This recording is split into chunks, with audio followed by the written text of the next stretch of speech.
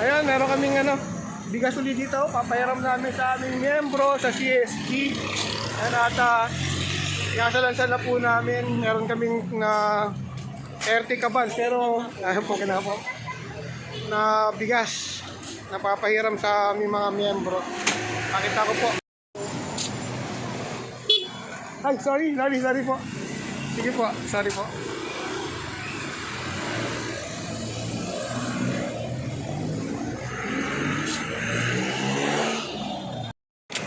Ay,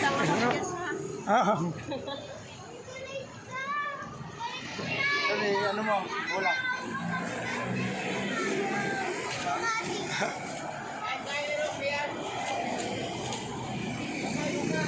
Ha? Yan ang aming bigas.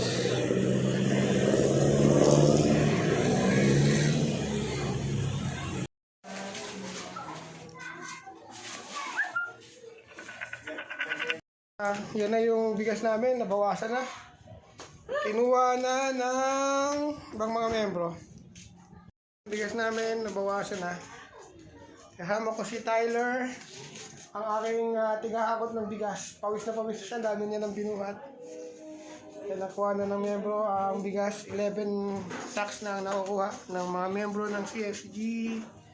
Yan, pinapautang namin sa kanila yan.